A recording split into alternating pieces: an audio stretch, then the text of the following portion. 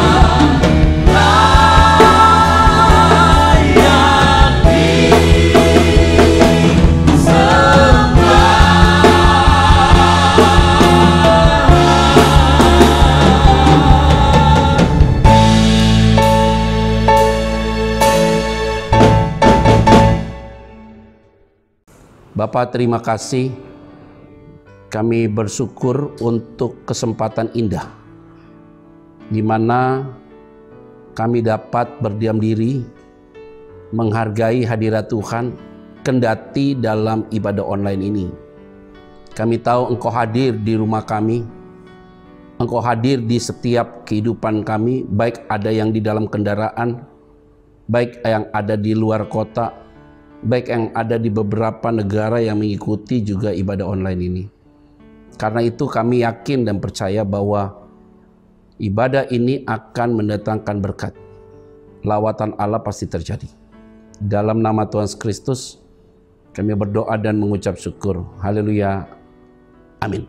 Nah, saudara-saudara yang saya kasih di dalam nama Tuhan Yesus Kristus, kita tahu bahwa hari-hari ini banyak pertanyaan-pertanyaan yang muncul di dalam hati atau benak dari setiap umat Tuhan. Bahkan terlebih untuk hamba Tuhan termasuk saya. Kenapa itu muncul benak ini? Yang saya mau sampaikan adalah masalah yang terjadi dengan dunia secara khusus. Karena kita baru memperingati tentang banyak hal peristiwa hari kemerdekaan, dan kemudian begitu banyak waktu-waktu yang hari-hari ini kita harus jalanin dengan begitu berubah, saudara. Sehingga Pak Presiden, Pak Jokowi pernah memberikan sebuah pernyataan bahwa seluruh negara sedang di restart, saudara. Jadi semua sedang memenuhkan sebuah pola-pola yang baru di dalam sebuah jalannya pemerintahan.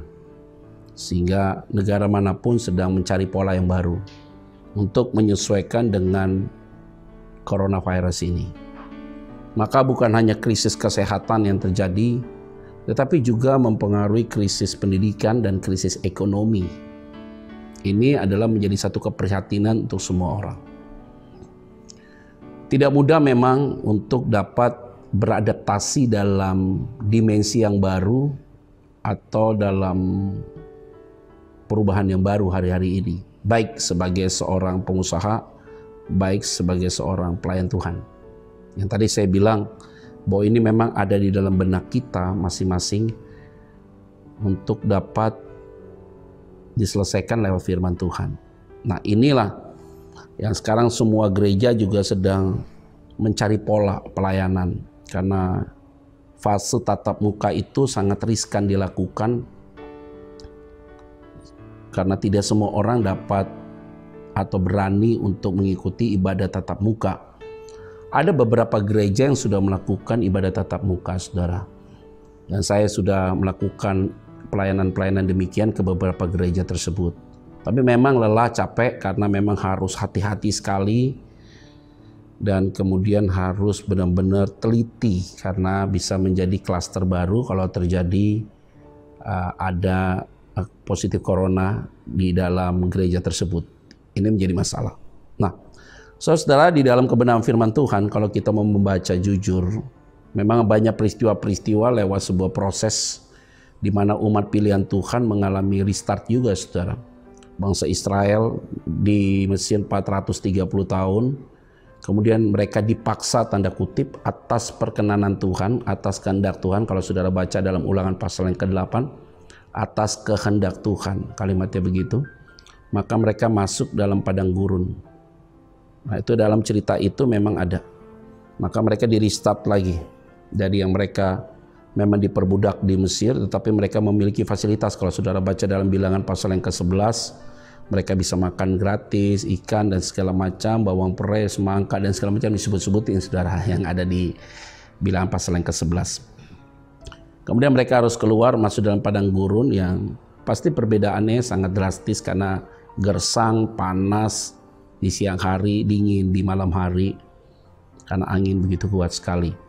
Ini ada satu perubahan-perubahan yang ternyata tidak mudah dapat dihadapi oleh umat pilihan Tuhan, kurang lebih hampir 600.000 orang yang ikut masuk dalam padang gurun atas kepemimpinan dari Musa. Nah, kita tahu bahwa cerita itu habis dan kemudian generasi Musa banyak yang mati. maka yang bisa masuk dalam tanah perjanjian adalah Yosua dan Kaleb. Nah, ketika mereka masuk dalam tanah perjanjian, maka mereka masuk dalam dimensi yang baru lagi, perubahan yang baru, di restart lagi, saudara. Jadi Tuhan itu membentuk mereka di padang gurun dengan begitu banyak hal, tetapi tetap ada pemeliharaan Tuhan, ada mana, ada tiang awan, tiang api, dan segala macam. Ini baik sekali, saudara. Nah, itu yang sifatnya nationality, artinya nasional. Nah, tapi bagaimana yang sifatnya secara personal? Nah, ini yang akan saya bahas tentang Abraham. Abraham namanya dulu sebelum menjadi Abraham adalah Abram. Begitu juga Sarah sebelumnya adalah namanya Sarai. Nah, jemaat Tuhan, yang saya mau sampaikan di sini adalah kita bicara tentang apa? Yaitu belajar untuk taat dan setia. Ini tema kita. Kejadian 12 ayat 1 sampai dengan 9, saudara, kalau saudara mengikuti nanti dengan tertib perenungan ini lewat ibadah online ini, maka kita akan melihat, saudara, ada beberapa poin-poin penting dan kemudian bagaimana Abram memiliki tindakan dari perintah itu dan respon dari janji Tuhan itu apa. Ini saya akan bagi-bagi ya, saudara ya. Saya akan bacakan di ayat yang pertama, saudara ya. Berfirmanlah Tuhan kepada Abram. Saudara, menarik kalimat ini. Berfirmanlah Tuhan kepada Abram. Artinya, secara personality, Abraham itu memiliki hubungan yang baik dengan Tuhan. Karena Tuhan memanggil dia dengan namanya. Jadi kalau kita lihat dari kebenaran firman Tuhan, ulang-ulang kali dalam kebenaran firman Tuhan, Allah berfirman kepada Daud, Allah berfirman kepada Musa, Allah berfirman kepada Yosua, Allah berfirman kepada Abram, dan segala macam. Maka kesan yang ditangkap adalah mereka memiliki hubungan yang intim, begitu kuat antara pribadi itu dengan Allah, sehingga Allah berfirman kepada Abram secara personal. Nah, ini yang saya mau sampaikan, bahwa dalam fase-fase ini bagaimana kita memiliki sebuah hubungan intim dengan Tuhan, sehingga kita tahu bahwa dalam menghadapi hidup ini Tuhan sedang berbicara kepada kita. Jangan berpikir bahwa coronavirus ini membuat kamu bertobat, tidak. Tetapi yang membuat engkau berubah atau bertobat atau menjadi lebih baik adalah Tuhan. Tetapi dia bisa pakai cara ini untuk memperbaiki diri kita. Benar. Baik lewat corona, lewat penyakit, ekonomi, masalah konflik, dan segala macam, saudara. Firman Tuhan bilang begini. Ayat pertama. Pergilah dari negerimu dan dari sanak saudaramu dan dari rumah bapamu ini ke negeri yang akan kutunjukkan kepadamu. Ya, dari poin ini, saudara, ayat yang pertama ini, yaitu ada perintah Allah dan Abraham harus keluar dari zona aman. Sedangkan pada saat itu, kondisi yang sesungguhnya Abraham tinggal dalam satu lingkungan yang mana mereka menyembah berhala semua. Sehingga ketika Allah memerintahkan Abraham untuk keluar dari tempat itu, pergi ke satu tempat, maka sebenarnya Tuhan sayang dengan Abraham supaya dia tidak terkontaminasi dengan lingkungan yang terjadi. Tetapi memang sering sekali kondisi ini dialami oleh saudara dan saya. Kita tidak merasa bahwa itu salah, karena kita sudah terbiasa dengan lingkungan itu, saudara. Sehingga akhirnya kita anggap ini biasa. Tetapi justru yang biasa itu, yang kita anggap biasa, padahal tidak biasa itu, maka kita perlu diingatkan Tuhan bahwa ini sebenarnya abnormal. Sehingga kita harus masuk dalam fase yang normal sebenarnya, gitu loh. Sehingga Abraham ini diberikan perintah oleh Allah karena Tuhan itu sayang sama dia, supaya dia tidak terkontaminasi, tidak hidup dalam penyembahan berhala. Maka dia harus keluar dari area itu karena mereka rata-rata menyembah berhala, saudara. Nanti saya akan sampaikan poin terakhir. Sehingga ini yang paling penting sekali. Nah, kita harus mengenali pribadi kita atau diri kita, sehingga ketika ada hal yang Tuhan bicara dalam hati kita lewat sebuah peristiwa atau keadaan apapun, supaya kita tuh dipisahkan dengan kondisi yang selama ini kita anggap biasa, padahal tidak biasa. Jadi biasanya kita itu menjadi tidak biasanya Tuhan. Jadi yang tahu adalah saudara sebenarnya. Padahal saudara tahu itu salah. Jadi ini menjadi satu pembelajaran bagi kita untuk kita memahami bahwa Tuhan itu terlalu sayang dengan umatnya, sehingga kita tidak mau, Tuhan itu tidak mau kita itu ada dalam satu keadaan yang bisa merusak kita secara karakter, kepribadian kita.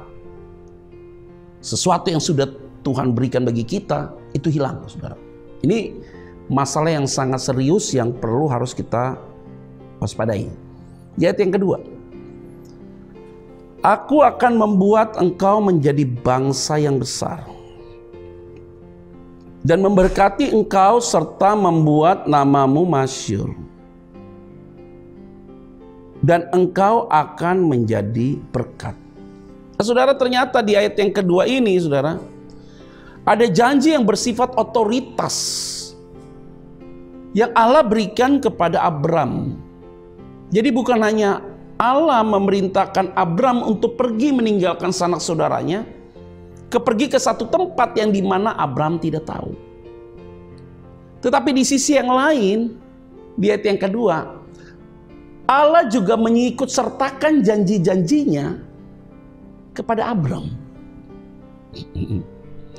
Jadi kamu akan menjadi namamu akan menjadi besar dan masyhur, terkenal dan diberkati karena Tuhan, bukan karena pribadi dia sebenarnya, saudara. Jadi ini kalimat ini penting sekali kalau saudara tadi sudah baca memahaminya. Aku akan memberkati engkau, akan menjadi bangsa yang besar, namamu akan masyhur, dan engkau akan menjadi berkat. Hebat banget, ini full paket. Jadi Tuhan itu memerintahkan seseorang biasanya disertai dengan janjinya.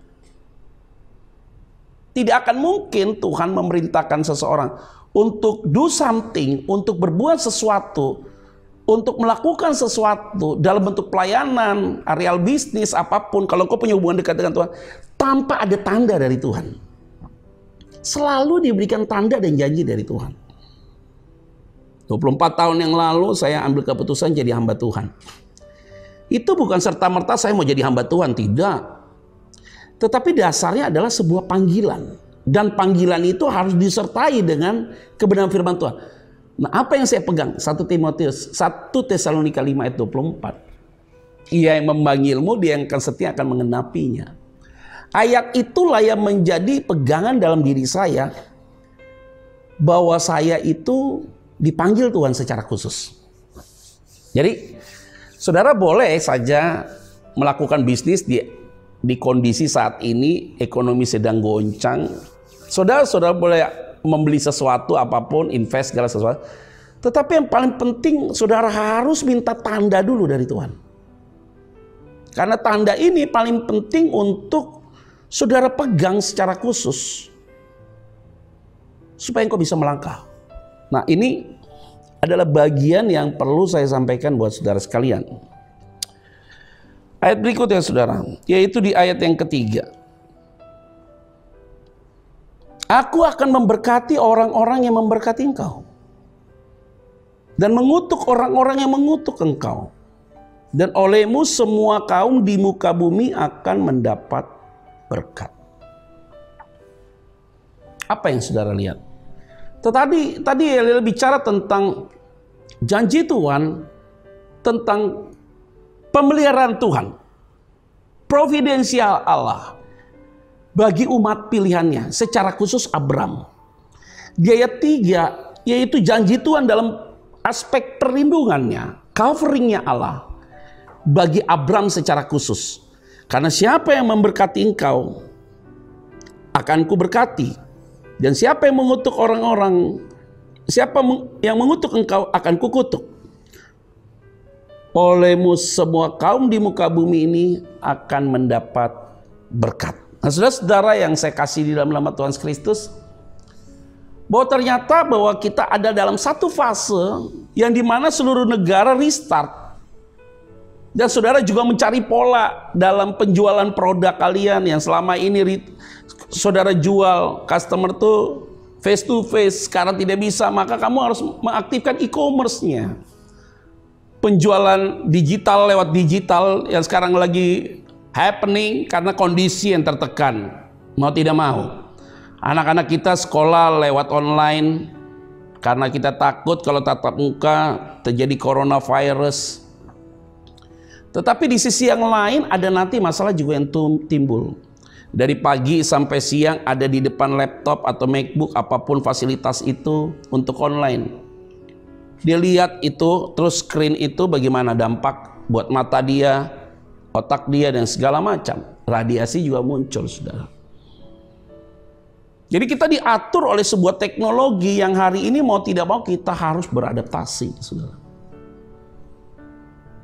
Tetapi kalau kita melihat dari poin Abram ini, Abram memegang janji Tuhan bahwa dia akan diberkati, orang yang bersamamu akan diberkati, dan segala macam itu, saudara, di dalamnya. Ini memberikan sebuah contoh bagi kita bahwa Allah memberikan atau Allah mengizinkan kita masuk dalam fase ini. Allah juga ikut sertakan janjinya buat kita. Ada pemeliharaan, ada perlindungan. Maka saya mau sampaikan jemaat Tuhan, nggak usah takut. Kalau engkau adalah orang-orang benar yang telah dibenarkan Tuhan, yang Tuhan memanggil engkau dengan namamu secara personal, dengan namamu pribadi, maka di saat bersamaan engkau juga pegang janji Tuhan tentang pemeliharaan Tuhan, tentang perlindungan Tuhan. Toh sampai hari ini engkau tetap dipelihara dan dilindungi Tuhan. Ini yang saya bilang, bukan hanya area bisnis yang jadi bermasalah, pelayanan pun juga demikian. Gereja-gereja yang jemaatnya itu mungkin ada cara pandang yang berbeda. Saya secara pribadi tidak punya gereja, tidak punya jemaat, maka tidak boleh saya putus melayani Tuhan. Harus banyak cara yang saya buat bagaimana supaya punya impact, dampak bagi jemaat Tuhan dimanapun berada. Ini penting sekali, saudara. Mau tidak mau kondisi ini kita harus hadapi, tetapi cara menghadapi kondisi ini karena kita sudah pegang janji Tuhan. Waktu pertama kali saya dipanggil Tuhan menjadi seorang pelayan Tuhan, waktu pertama kali saya melihat kebaikan Tuhan, jadi janji-janji Tuhan pada saat itu tetap berlaku sampai hari ini, bahkan sampai selamanya. Jadi perlindungan Tuhan di awal saya mengalami pertobatan tetap berlaku sampai hari ini dan sampai selamanya. Jadi peristiwa yang terjadi kurang lebih 5-6 bulan di belakang dan sampai hari ini, saudara, ini kan salah satu peristiwa saja. Sedangkan dalam hidup saya sudah banyak peristiwa-peristiwa yang begitu mengerikan, begitu menakutkan, sulit dan segala macam. Tapi Tuhan tetap memelihara, melindungi. Maka sampai hari ini harusnya saya dan saudara tidak boleh kecil hati karena Tuhan sudah banyak tolong kita di masa lalu. Itu poinnya. Jadi taat dan setia saja, saudara. Ikut dan pegang janji Tuhan. Ayat berikutnya, saudara, yaitu pada ayat yang ke-7, saudara. Ayat ke-7 firman Tuhan bilang begini, ketika itu Tuhan menampakkan diri kepada Abram dan berfirman, aku akan memberikan negeri ini kepada keturunanmu. Maka didirikanlah di situ mezbah bagi Tuhan yang telah menampakkan diri kepadanya. Sudah perhatikan baik-baik. Ayat pertama ada janji Tuhan. Tadi saya bilang, ada ayat pertama ada perintah yang Tuhan berikan kepada Abraham secara personal. Ayat kedua, ada janji Tuhan secara pemeliharaan Tuhan. Ayat 3, bicara tentang perlindungan Tuhan. Lompat ke ayat 7, ternyata janji itu tidak sampai situ, tapi sampai dengan keturunannya. Jadi keturunanmu akan kuberikan tanah ini, kalimatnya. Negeri ini juga akan kuberikan kepada keturunanmu. Jadi janjinya itu tidak pernah stop. Apakah peristiwa hari ini membuat engkau makin kecil dalam Tuhan? makin cemas, penuh kekhawatiran, merugikan kita. Karena ketika kita cemas, kita khawatir justru membuat kita itu mengalami sistem imun yang turun, otomatis mempengaruhi ke tingkat kesehatan yang lain. Sirkulasi darahmu tidak baik, itu muncul. Jadi belajar untuk positif sih dengan hal-hal demikian.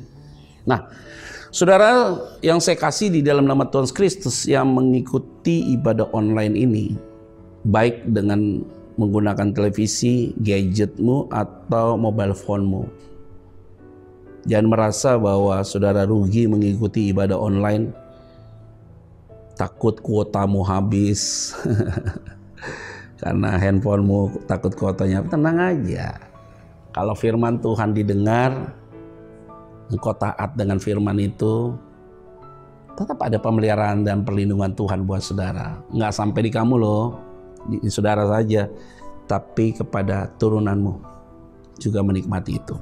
Saudara tahu tindakan itu tindakan Allah. Bagaimana tindakan Abraham? Nah, tindakan Abraham ternyata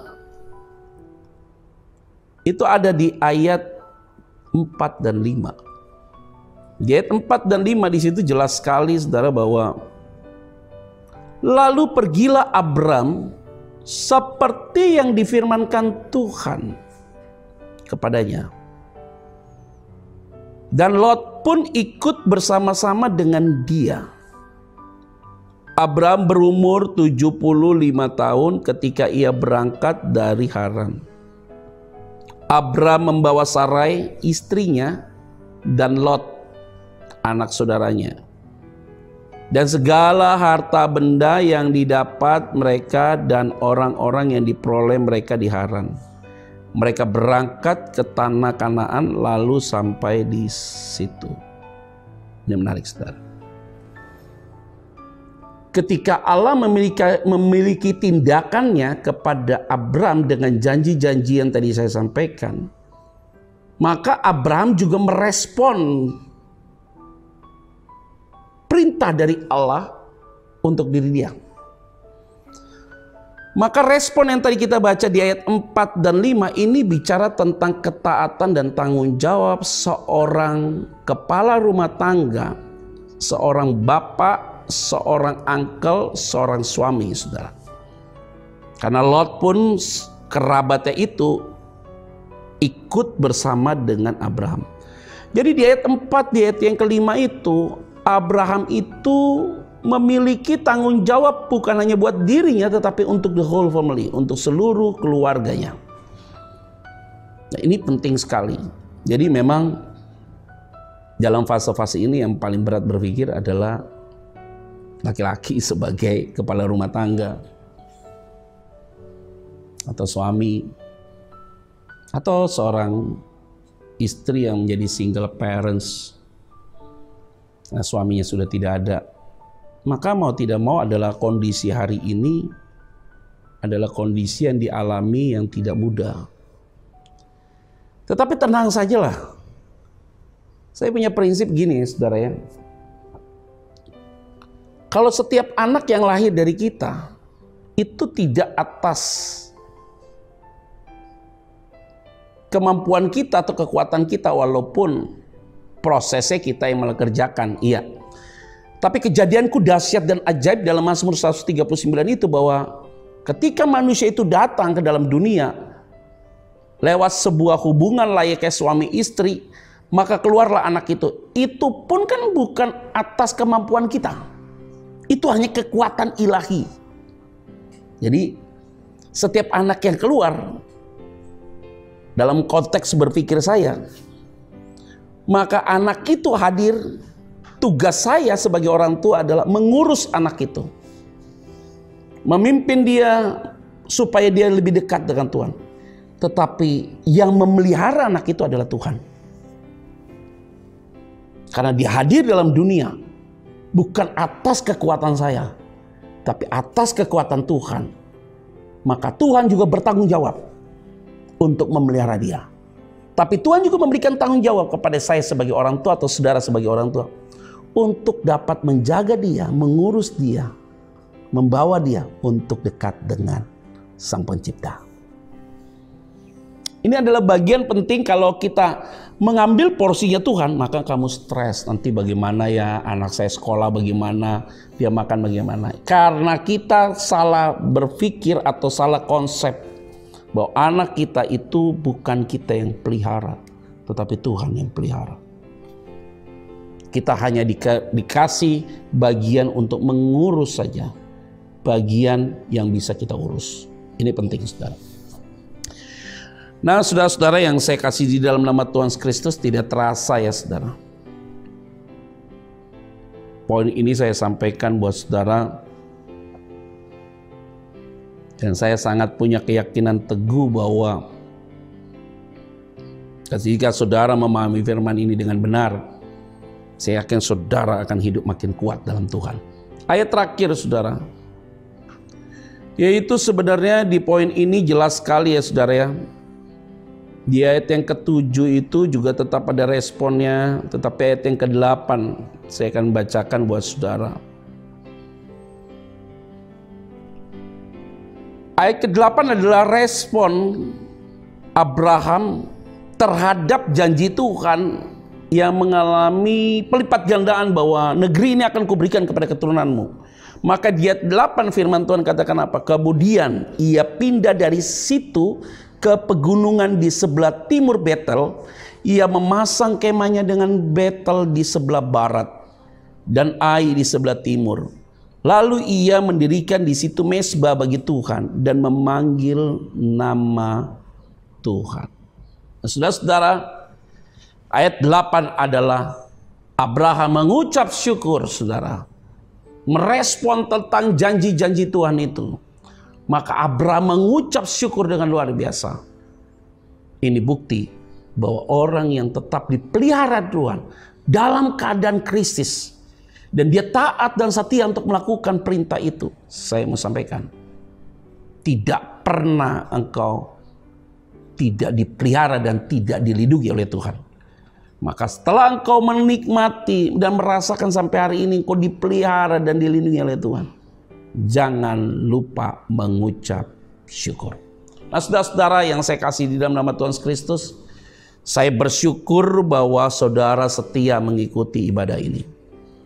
Dan biarlah kebenaran firman Tuhan ini saudara bisa mengambil kesimpulannya dan kau bisa terapkan dalam kehidupanmu. Dan tentunya doa saya, saudara sehat, dijauhkan dari virus penyakit, dan dijauhkan dari penyakit apapun, tetap positif, tetap melakukan sesuatu yang baik di hadapan Tuhan. Nah, sebelum saya closing ini, saya mau ingatkan saudara bahwa Tuhan tidak akan sedikit pun meninggalkan saudara. Tuhan Yesus memberkati kita semua, dan sebelum saya tutup, saya akan mengajak kita bersatu dalam doa. Saudara, arahkan hatimu dan taruh tanganmu di dada, dan saya mau berdoa buat saudara. Bapa, terima kasih. Biarlah umat-Mu Tuhan hari-hari ini yang mengalami kegalauan, ketakutan, kekhawatiran, kecemasan, hari ini Tuhan yang menguatkan mereka. Firman-Mu telah menguatkan mereka, meneguhkan mereka untuk mereka tetap kuat di dalam Tuhan. Jikalau ada masalah penyakit, sembuhkanlah mereka. Mereka yang takut dengan hidup ini Tuhan, Tuhan berikan mereka kekuatan.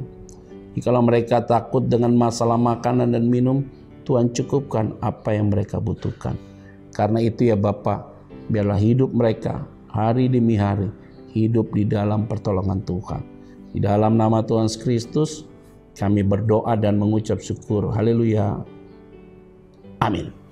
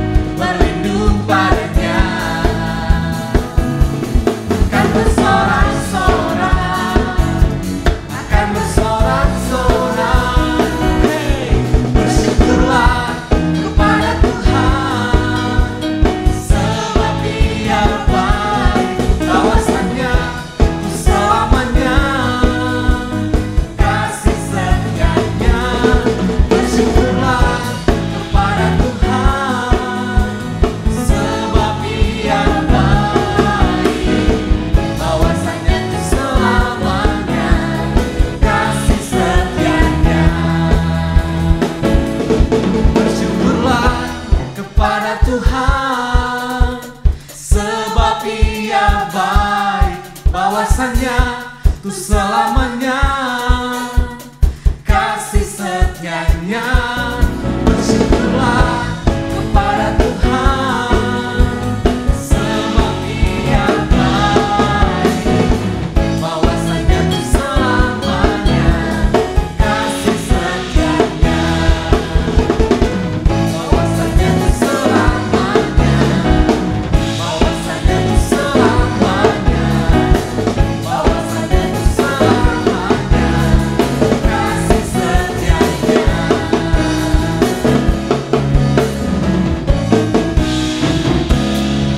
Bersyukurlah.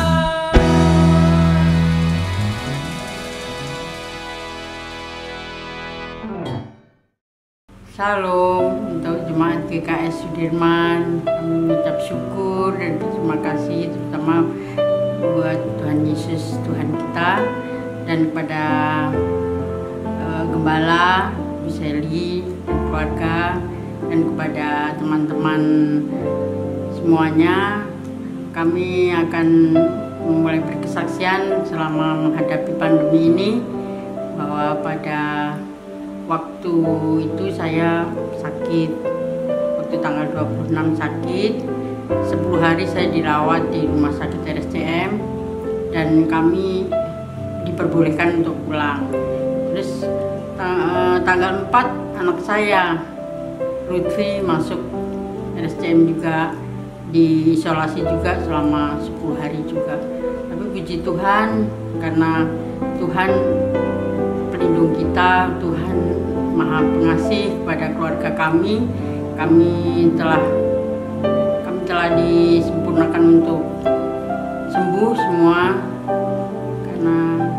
karena bukan dari kekuatan dokter ataupun rumah sakit, tapi karena Tuhan Yesus yang ikut campur dalam kehidupan rumah tangga kami. Saya berkesaksian waktu saya masuk rumah sakit itu, rasanya saya tidak betah sekali di rumah sakit itu, kayak pengen lari. Tapi kami percaya dan kami punya pegangan Tuhan Yesus bahwa semua dokter dan rumah sakit itu hanya alatnya. Dan saya berdoa supaya kami bisa di rumah sakit itu bisa menghadapinya dengan sukacita karena Tuhan selalu ada di samping kami. Ya, shalom semuanya. Saya Lutfi, senang banget bisa sharing di bersama keluarga GKS. Pengalaman saya selama pandemi COVID ini sangat beragam banget, luar biasa banget.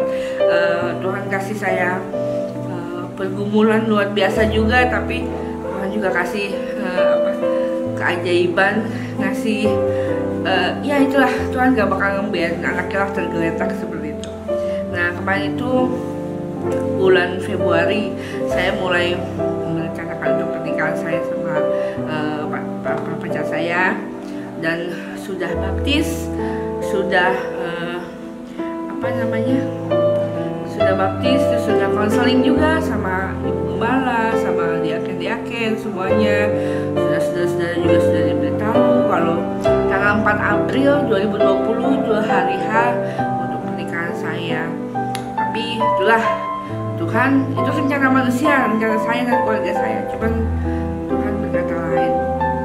Pada akhir Maret semuanya sudah siap, dari baju saya, gedung, untuk catering, untuk keluarga, semuanya sudah siap, dari pakaian, udah semuanya siap. Tapi Tuhan ngomongnya beda. Ini jangan ceritanya. Mama saya jatuh sakit. Saya nggak tahu dulu sakit apa. Kita nggak tahu kalau itu ternyata COVID-19 ya. Jadi pada saat itu mama saya sakit. Semua di rumah saya tolak semua. Masuk ke sempat ke RSCM pun sempat kan, yang pertama itu ditolak. Jadi setelah yang kedua baru mama masuk ruang isolasi. Jadi sempat dirawat juga di rumah sakit Yadika, sempat juga di mana-mana di rumah sakit Hermina. Itu nggak ada ruang isolasi sama sekali. Tapi Tuhan pada saat kita bingung mencari, kayak ada bisikan RSCM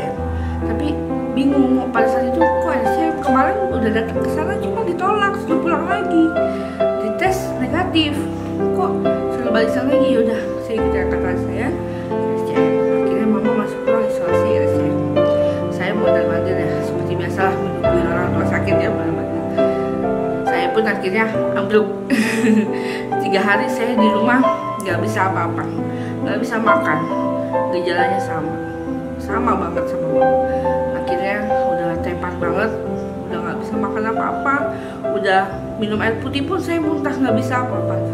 Jadi dibawa ke rumah sakit pas tanggal 4 April sama dokter saya dimasukin ruang isolasi. Jadi pada tanggal 4 April harusnya hari pernikahan saya, tapi jadi hari saya masuk ruang isolasi.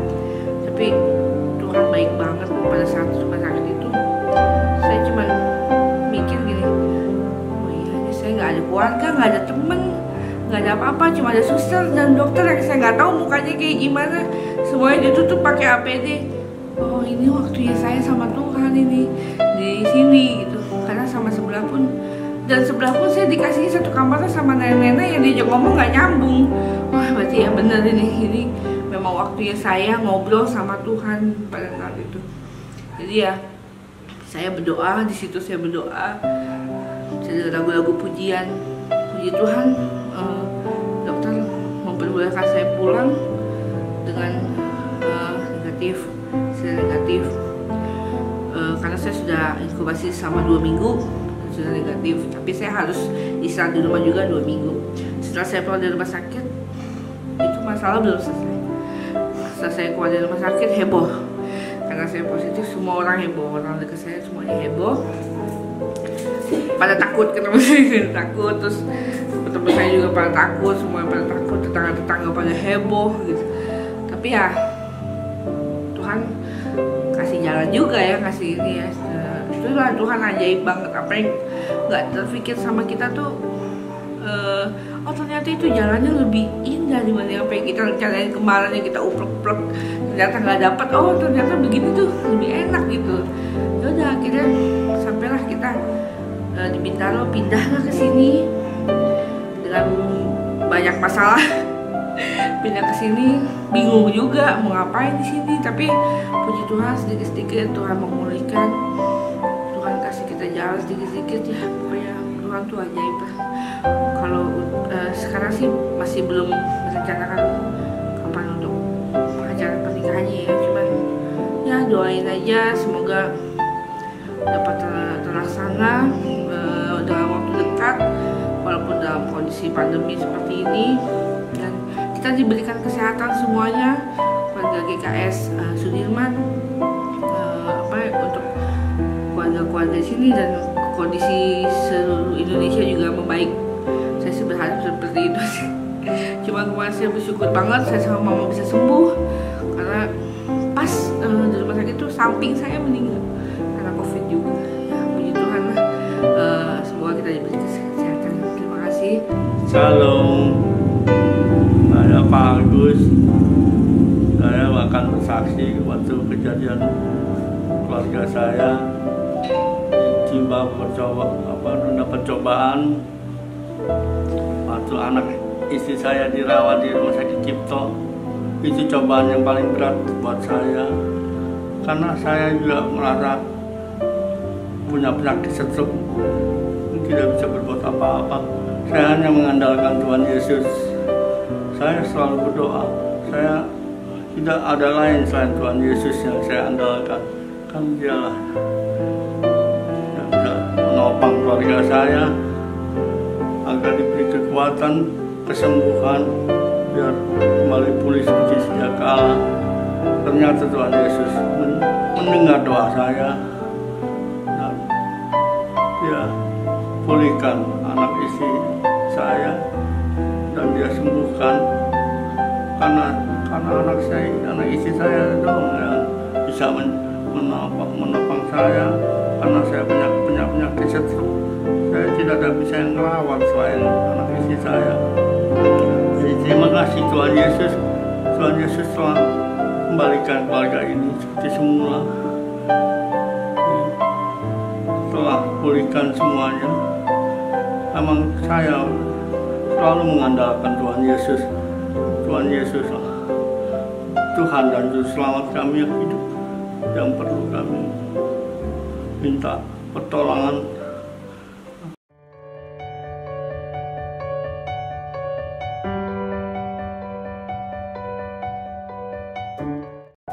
Shalom Jemaat Tuhan GKI Sudirman.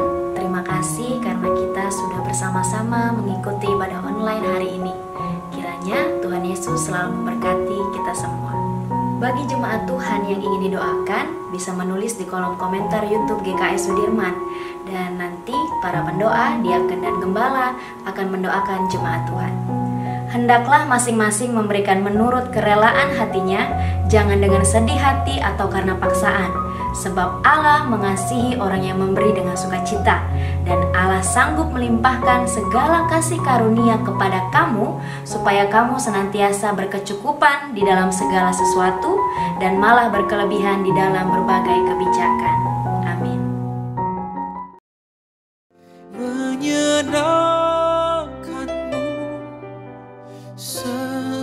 Bagi jemaat yang ingin memberikan persembahan berpuluhan, dapat mentransfer ke rekening BCA yang tertera di layar. Menyenangkanmu, senangkan hatimu, hanya itu kerinduanku.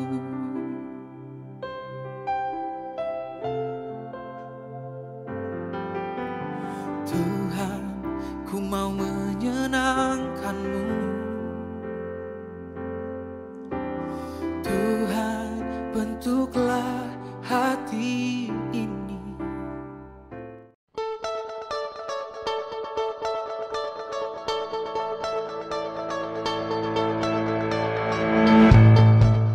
Ada topik yang menarik yang kita bisa bicarakan sekarang hari ini bersama saya Dr. Elizabeth, yaitu satu judul yang menarik sekali, Food and Love. Kenapa kita perlu bicarakan ini? Karena love atau kasih adalah the first and the greatest commandment. Semua orang tahu itu, tapi bagaimana caranya? Ternyata diam-diam makanan yang kita makan, makanan yang kita consume adalah juga sangat erat berhubungan dengan kasih kita, ya, menjadi hukum pertama dan terutama ini. Apa kaitannya? Mari kita pelajari, saudara, betapa makanan yang masuk ke usus kita itu akan sangat mempengaruhi bagaimana nantinya usus itu bekerja. Apa yang akan dialami usus? Padahal usus itu adalah sebenarnya di dunia kedokteran disebut the seat of the emotion atau emotional part of a person. Jadi emosi kita ada di usus. Kalau kita bicara mengenai kasih, tentu kita nggak bisa jadi orang yang sangat emosional. Maksudnya emosi yang negatif, ya, mudah marah, mudah tersinggung, lalu mudah sekali kita berpikir negatif tentang banyak hal, sehingga hidup kita tidak menjadi bahagia, hidup kita menjadi khawatir, dan akhirnya mempengaruhi hubungan kita dengan sesama. Jadi jelas bahwa usus kita itu adalah tempatnya emosi. Nanti kita akan pelajari kenapa bisa begitu. Salah satunya adalah usus kita pabrik pembuatan pengatur emosi yang kita sebut serotonin. Serotonin itu adalah hormon peaceful, kita sebut, atau hormon damai sejahtera. 80% serotonin ini atau hormon damai sejahtera ini diproduksi oleh usus. Jadi ketika usus kita kondisinya baik, dia akan produce serotonin ini banyak dan maksimal, sehingga hasilnya adalah kita peaceful. Kalau kita peaceful, emosi kita juga akan baik. Kalau mood kita baik, emosi kita baik, tentu hubungan dengan sesama kita baik. Nah, sekarang mari kita kalau gitu berusaha untuk makan makanan yang sungguh-sungguh memberikan kondisi usus itu akan jadi baik. Sehingga serotonin, hormon damai sejahtera ini yang 80% pabriknya di situ akan dihasilkan maksimal. Nah, kita akan pelajari, menarik sekali, food apa aja yang bisa didigest dengan baik, yang bisa dicerna dengan baik sedemikian rupa, sehingga usus happy, sehingga usus bisa memproduksi maksimal hormon ini. Salah satunya adalah serotonin. Masih banyak hormon lain, hormon-hormon bahagia lain yang dihasilkan oleh usus. Ada opiat, ada benzodiazepin, yang adalah diazepam, yang adalah Valium. Itu adalah pabriknya di usus. Kita akan pelajari, saudara sekalian, di seminar saya. Saudara bisa ikuti di seminar-seminar berikut dengan judul Food and Love. Terima kasih, Tuhan memberkati. Siapa kita yang sesungguhnya? Waktu kita harus memilih apa yang kita akan makan, kapan kita memakannya, di mana kita akan makan, dan bagaimana cara kita makan mempengaruhi emosi kita. Hal ini juga akan mempengaruhi hubungan kita dengan diri sendiri, pasangan, keluarga, dan orang-orang lain, bahkan yang belum percaya kepada Tuhan. Maka dari itu, di tengah pandemi COVID-19 ini, penting bagi kita untuk memperhatikan dan mengendalikan asupan makanan kita. Karena bukan saja ini menjadi sumber utama nutrisi bagi tubuh kita, namun juga menjadi ujung tombak pengendalian emosi kita. Hadirilah webinar kesehatan COVID-19, Food and Love, bersama Dr. Elizabeth Subrata di dalam ibadah tengah minggu GKS Sudirman melalui Zoom. Hari Kamis, 27 Agustus 2020, jam 7:30 malam. Jangan sampai ketinggalan ya, Zoom ID dan password tertera.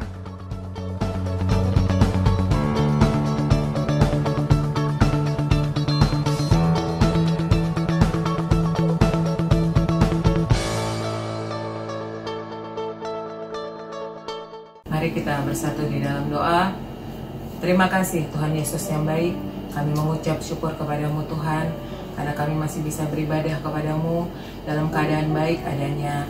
Terima kasih juga Tuhan, kalau saat ini kami berdoa, kami percaya Tuhan, 2-3 orang berkumpul di dalam nama Tuhan Yesus. Tuhan Yesus hadir buat kami. Tuhan, kami bersyukur kalau hari ini kami bisa memuji, memuliakan namamu. Kami bisa mendengarkan isi hatimu yang sudah disampaikan oleh Bapak Pendeta Petra Tuhan. Terima kasih, biarlah firman yang kami dengar ini Tuhan boleh menjadi kekuatan bagi kami. Firman yang kami dengar ini Tuhan boleh menjadi rema di dalam kehidupan kami. Dan firman yang kami dengarkan ini Tuhan yang memimpin kehidupan kami di dalam dunia ini. Tuhan Yesus, kami berdoa buat Bapak Petra. Tuhan Yesus, biarlah Engkau memberkati Bapak Petra, kesehatannya Engkau yang jaga, Engkau yang lindungi, keluarganya Engkau yang memberkati, bahkan pelayanannya Engkau yang memberkati Tuhan. Kami memberkati Bapak Petra Tuhan. Kami juga memberkati Tuhan Ibu Gembala kami, Ibu Seliana Sorongan, beserta keluarga, Pak Ian dan anak-anak. Kami memberkati Ibu Seli Tuhan beserta keluarga. Biarlah Engkau menjaga, melindungi, bahkan memberkatinya. Biarlah apa yang dikerjakan Ibu Seli Engkau buat berhasil. Apa yang Ibu Seli cita-citakan Tuhan, Engkau yang menjadikan semuanya baik adanya ya Tuhan. Terima kasih Tuhan buat Ibu Gembala yang baik ini. Biarlah damai sejahtera sukacita daripada Tuhan Yesus menyertai Ibu Gembala kami ya Tuhan Yesus. Kami juga mau memberkati Bapak Wakil Gembala kami, Bapak Yoli Tuhan. Kau memberkati beliau beserta keluarga. Biarlah kesehatan panjang umur juga menyertai kehidupan beliau Tuhan. Terima kasih juga Tuhan, kami bersyukur kepadamu buat setiap teman-teman kami yang boleh mengambil bagian di dalam pelayanan ini. Biarlah Engkau memberkati, Engkau menjaga mereka, Engkau memberkati keluarga mereka, Engkau memberkati pekerjaan mereka, kesehatan mereka. Biarlah mereka semua aman dalam perlindungan-Mu Tuhan. Terima kasih Tuhan Yesus buat kesempatan kami masih bisa melayani Engkau dalam keadaan baik adanya dengan penuh sukacita Tuhan. Kami bersyukur kepadamu ya Tuhan Yesus. Dan Tuhan, kami juga berdoa ya Tuhan Yesus, buat apa yang Kau beri, apa yang Kau buat, apa yang Kau lakukan dalam setiap kehidupan kami. Kami bersyukur karena kami tahu Tuhan, dengan kami bersyukur, kami mengasihi Engkau. Dengan kami bersyukur, kami boleh menjalani hari-hari ini dengan penuh kekuatan dan penuh sukacita. Terima kasih Tuhan Yesus, kami serahkan semua kepadamu Tuhan. Ampunilah segala dosa dan kesalahan kami. Kami minta ampun ya Tuhan Yesus. Terima kasih Tuhan Yesus. Ya Allah Bapa, Tuhan dan Juru Selamat kami mau berdoa buat persembahan yang sudah kami beri.